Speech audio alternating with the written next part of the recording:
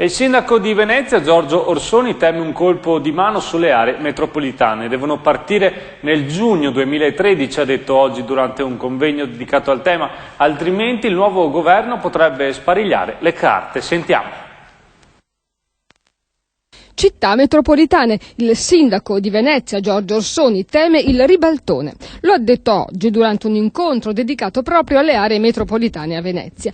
La data da cui partirà il nuovo ente locale è stata fatta slittare al 1° gennaio 2014 e il nuovo governo, che si insedierà dalla primavera del 2013, avrà tutto il tempo per un colpo di mano. Questo è il timore del primo cittadino veneziano, che teme venga fatta saltare l'attuale forma organizzativa che affida il controllo della provincia di Venezia, ossia dell'area metropolitana, al sindaco del capoluogo di provincia, ossia Venezia.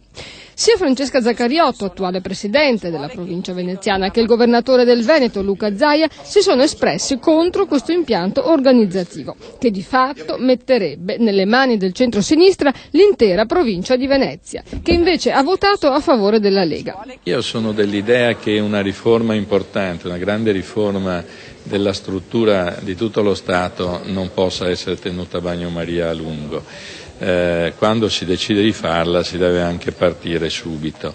Secondo me sarebbe stato molto più coerente decidere di farla entrare in vigore al momento dell'entrata in vigore della legge di conversione. Lei teme un colpo di mano della nuova maggioranza?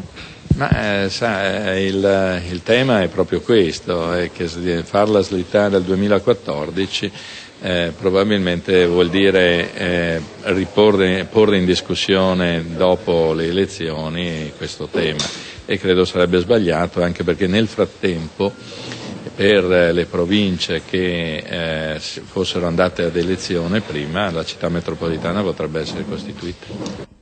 Secondo l'ANCI, l'Associazione Nazionale Comuni Italiana, di cui Orsoni è coordinatore, l'impianto del nuovo ente locale che gravita attorno al sindaco del capoluogo è il più snello da attuare e imprese e famiglie potrebbero contare su regole e imposte uguali per tutto il territorio.